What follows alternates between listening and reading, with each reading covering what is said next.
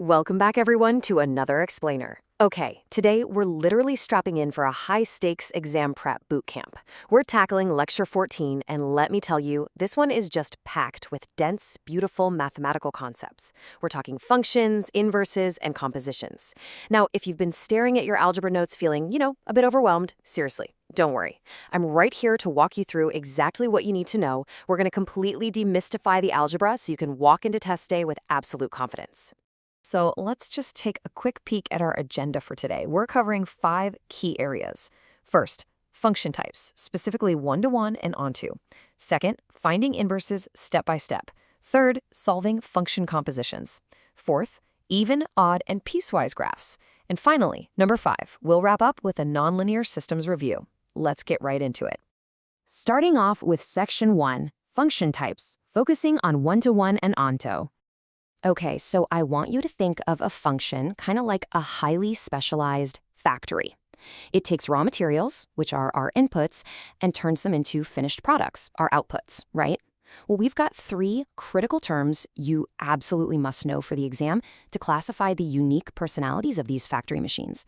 First up is an injection, which is also known as a one-to-one function.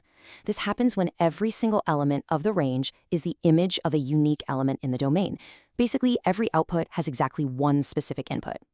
Next, we have a surjection, or an onto function. This means the range and the codomain are the exact same sets.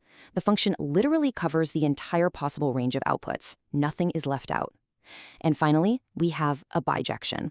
This is the holy grail of functions. It's that rare, perfect combination of being both an injection and a surjection. To really visualize this mapping, just imagine a set of inputs, let's say the numbers 1, 2, 3, and 4, connecting over to a set of outputs, the letters A, B, C, and D. Now, in an injection, every single number points to a completely unique letter. No 2 numbers point to the same letter. Got it? Now compare that to a surjection. Imagine an output set containing just the numbers 1, 2, and 3. If every single number in that output set receives an arrow from the input set, well, that's a surjection. Nothing is left unmatched. But if even one output value is just left sitting there without an arrow pointing to it, it completely fails the surjection test. No way around it. Now, you might be wondering, how do we identify one-to-one functions without having to mentally draw all those little mapping ovals every time? Well, we use a simple, absolutely foolproof visual rule called the horizontal line test. The rule is super straightforward. If an imaginary horizontal line placed anywhere on the coordinate plane intersects the graph at most once, then the function is one-to-one. It really is that easy. Let's put that into perspective. Imagine the classic U-shaped parabola, y equals x squared. If you draw an imaginary horizontal line straight across it at, say, y equals 4, it hits the graph twice, right? Once at -2 and once again at +2. That immediately fails the test. It is not one-to-one. But now consider the cubic curve, y equals x cubed. No matter where you draw a horizontal line across that sweeping S shape, it's only ever going to cross the line exactly once. It passes the test beautifully. Moving on to Section 2, finding inverses step by step. So an inverse function basically acts as the ultimate reverse switch in our function factory. It takes the output and magically turns it right back into the original input. To find it on the exam, you need to memorize this rigorous 4-step method. Step 1, replace the notation f of x with the variable y. Step 2, physically interchange all the x's and y's in the equation. Step 3, use your algebra skills to solve this new equation for y. And finally, step 4, replace that new y with the inverse notation f to the -1 of x. Listen, if you can master this exact procedure, you're going to absolutely ace this section of the exam for sure. Now, to make sure we've really got this down, we're going to solve 2 real exam-level problems step by step right now. First up, a cubic function. F of x equals the quantity x minus 1 cubed plus 2. And second, a slightly trickier rational function. G of x equals x minus 3 divided by 2x plus 1. Okay, let's tackle that cubic function first. Step 1, we change f of x to y, giving us y equals x minus 1 cubed plus 2. Step 2, we swap them. Now it's x equals y minus 1 cubed plus 2. Now for step 3, the algebra. We just subtract 2 from both sides to get x minus 2 equals y minus 1 cubed. Next, to get rid of that cube, we simply take the cube root of both sides. That leaves us with the cube root of x minus 2 equals y minus 1. Finally, we just add 1 to both sides to completely isolate y. And there we have it. Our final inverse function is the cube root of x minus 2 plus 1. Pretty smooth, right? Excellent. Now let's look at the rational function g of x. We start the exact same way. We replace g of x with y, and then we swap x and y. This gives us x equals the fraction y minus 3 over 2y plus 1. Okay, I know this looks a little messy, so to eliminate that fraction, we're going to multiply both sides by the denominator, 2y plus 1. This gives us x times the quantity 2y plus 1 equals y minus 3. Distributing the x across that, we get 2xy plus x equals y minus 3. All right, so now we need all the terms with a y on one side. So we subtract y from both sides, and we subtract x from both sides. We are left with 2xy minus y equals negative x minus 3. Now, here is the absolutely crucial point. On the left side, we have two terms with a y in them. We have to factor that y out. We literally pull y out to get y times the quantity 2x minus 1. Now, to isolate y, we simply divide both sides by 2x minus 1. Our final inverse, g inverse of x, is negative x minus 3 divided by 2x minus 1. Honestly, master that little factoring trick and you're golden on exam day. Moving right along, we enter section 3, solving function compositions. This is where we step right onto the assembly line of our function factory. Instead of just plugging a number into a function, the entire algebraic output of one function becomes the direct input for the next machine down the line. The formal definition states that, given functions f and g, the composition of f with g, which is denoted by f with a little open circle g, is defined as f of g of x.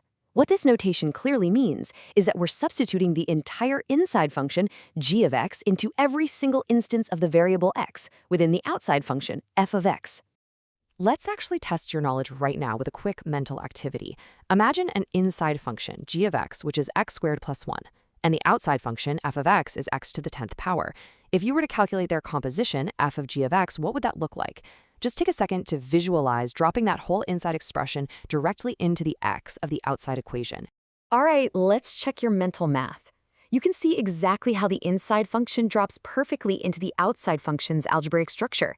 Instead of x to the 10th, it becomes the entire quantity x squared plus 1 raised to the 10th power. Or think about it this way. Imagine if g of x is sine x and f is x cubed. The composition is simply sine cubed of x. It's like Russian nesting dolls for math. Now, here is the ultimate check for your exam. If you compose a function with its own exact inverse, meaning you plug the inverse function right back into the original function, everything cancels out perfectly. For example, if you take that inverse we found earlier and plug it back into the original cubic function, the constants cancel out, the cube and cube roots cancel, leaving you with just x. If you get plain old x at the very end of all your algebra, you know with 100% certainty your inverse is correct. It's basically a built-in cheat code to check your work. Let's move on to section 4, graph types, specifically even, odd, and piecewise functions. Now we get to look at the real rule breakers of algebra, functions with totally unique symmetries. Consider this complex exponential equation, where f of x equals the quantity e to the x plus e to the negative x, all divided by the quantity e to the x minus e to the negative x. Is it even or is it odd? Well, the test for this is to just plug in negative x. If you get the exact original function back, it's an even function. If you get the exact negative version of the entire function, it's an odd function. So if you mentally swap the signs on those x exponents, the numerator stays exactly the same, but the denominator flips its sign entirely, making the whole function negative. Therefore, this absolute beast of an equation is an odd function. Next up on our graph review, we have piecewise and absolute value functions. Remember that piecewise functions actually require you to graph completely different equations for different intervals along the x-axis. It's like a hybrid car, switching from electric to gas depending on where you're driving.